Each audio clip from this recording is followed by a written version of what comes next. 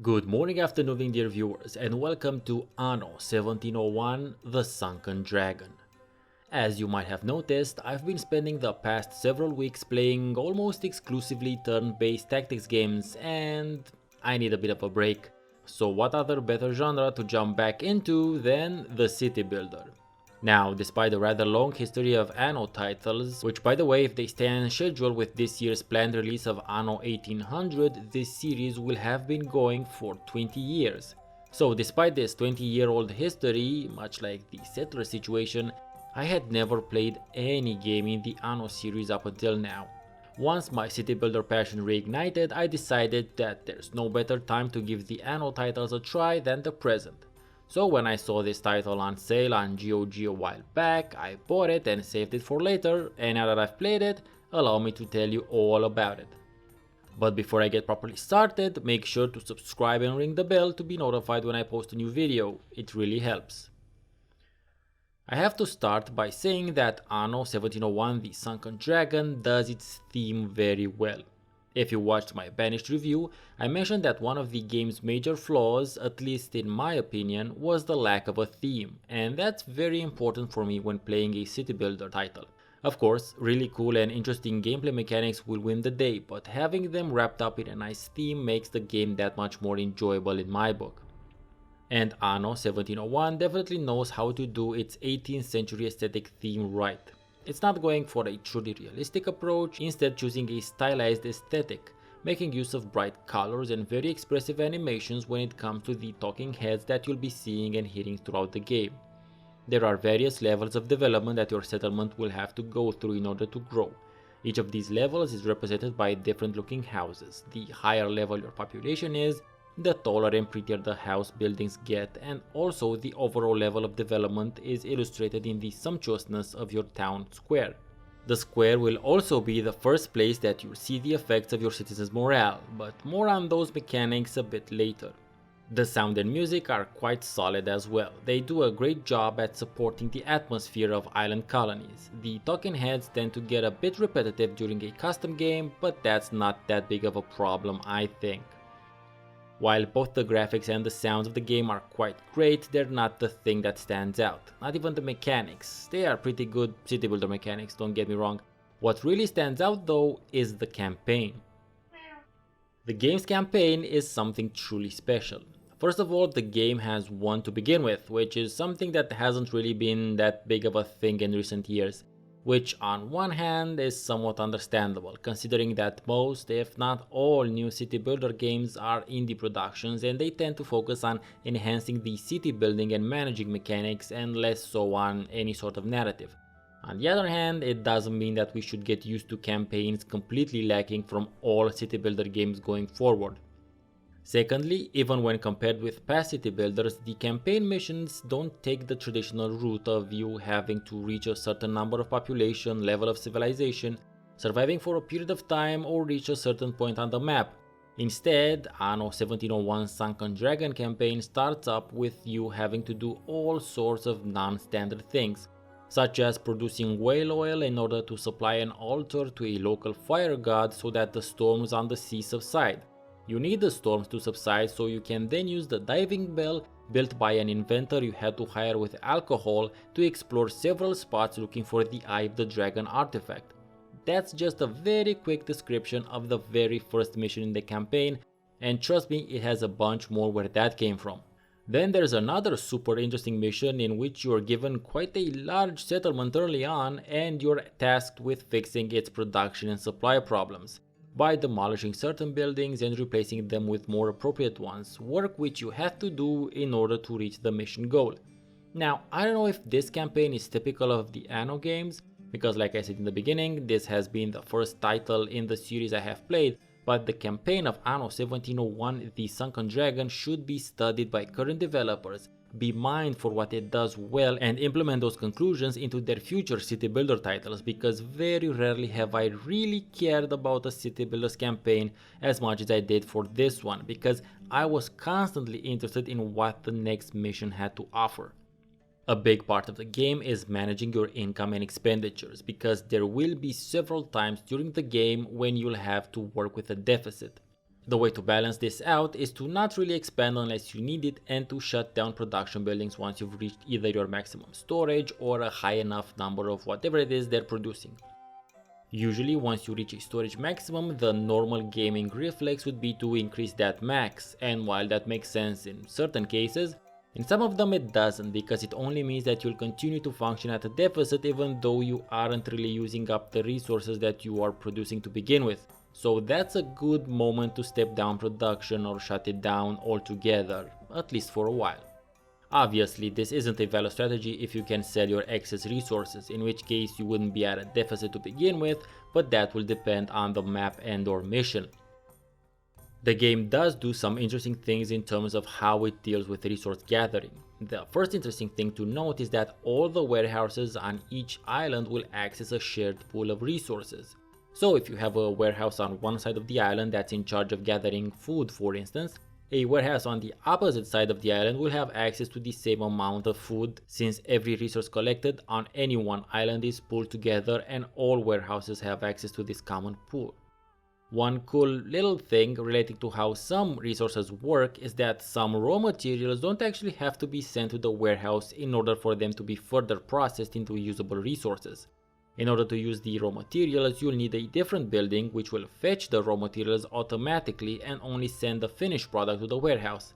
It's a nice little touch when it comes to the usual city builder logistics chain. Warehouses can only house a limited number of each resource, but building more warehouses will increase that cap. Also, upgrading the warehouses will do the same thing once the upgrade is available, but will also increase the number of carts that your warehouse can send to get resources.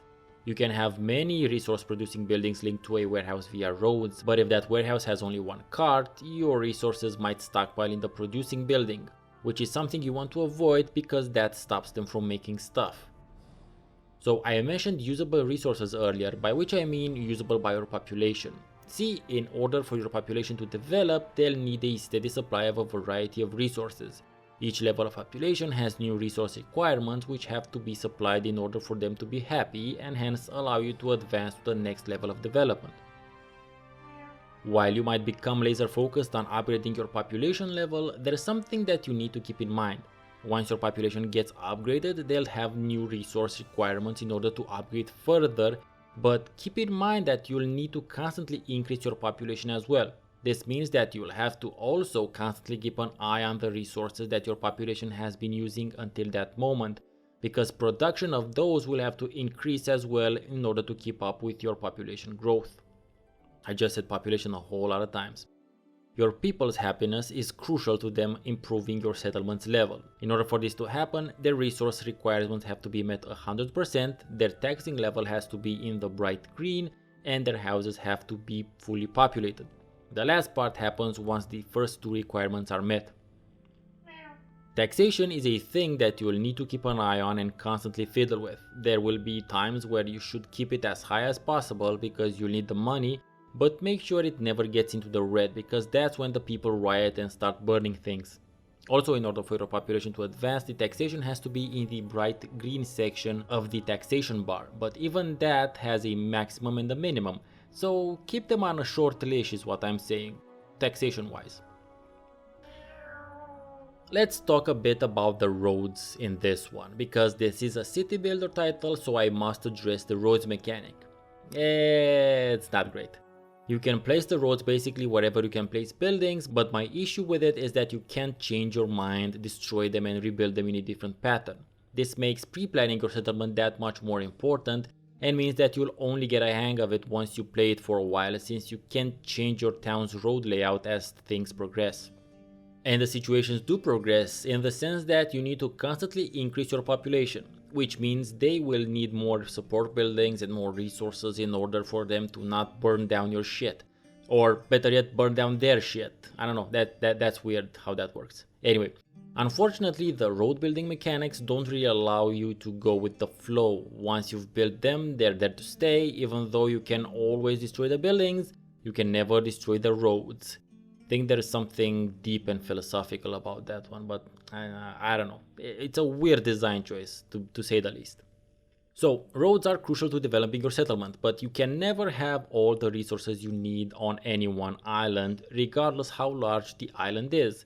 The largest islands will have only 3 slots for resources that can be produced on it, and these resources are randomly generated, so you'll need to expand to other islands which do have the things that you're lacking initially. Thankfully, the game takes place on maps populated with islands, and as such, ships play a pretty large role in the health, defense, and overall development of your settlement. So one of the extra layers of strategy that the game has is the fact that you will not only have to expand on other islands in order to gain access to new resources, but that you'll also need to build ships and then set up shipping routes so that they can move the resources around to where they're needed. While the number of shipping routes you can have is limited, you can daisy chain several stops on each of them, so you could have a ship visiting one or more destinations to pick up resources and then have them brought back to where you can process them. This approach won't be the most time efficient though, so direct shipping routes make the most sense. However, building the ships is expensive and then maintaining them also tends to add up, so it's as usual a balancing act that has to happen depending on the circumstances of each map. You can build a variety of ships, some of them exclusively for moving resources around, some of them for exploration, and some of them for war. The latter two being the ones outfitted with a varying number of cannons, not cats. The game does indeed also feature a bit of naval combat, because you won't be the only one on the map looking to build a thriving settlement, you'll have some competition, and sometimes this competition can get hostile. Combat in general isn't a large part of the game, and as such there isn't a lot of strategy or tactics to it. It mostly amounts to whoever has more or better ships wins. There is also a bit of ground combat, but again nothing detailed, just some terrestrial units which you can land on hostile islands to destroy the enemy's production facilities. That is if they don't have their own units to repel your invaders. Whoever has more or better equipped troops will usually win. The game unfortunately has no active pause, nor a very slow speed setting. Kind of a bit of a bitch, because you can and will definitely place buildings where you didn't want them, and you'll have to then demolish them, and hence waste a bunch of resources, so take your time when building your settlement. I'm guessing active pause in city builders became a thing much later in their development, because nowadays it's something of a prerequisite sort of feature. Thankfully there is a turbo speed option. So you're either on normal or turbo, and this helps shorten the amount of real world time you spend in the game. And apropos of this, Anno is the first game, at least the first one I played, that lets you know how long you've been playing at each hour interval. It's a nice little touch that I enjoy because city builders especially are notorious for being motherfucking time vampires, and at least this one tells you how long it's been sucking out your time. I approve. Anno 1701 The Sunken Dragon is a pretty solid city building experience which adds the extra layer of setting up shipping routes and the lightish combat mechanics. Like I said in the beginning, I have no idea how the other Anno titles compare to this one, although you can check out the Anno 1404 video my friends from Gaming HD made, link in the description to their video, but I can tell you that this one, Anno 1701 The Sunken Dragon, is definitely worth your money,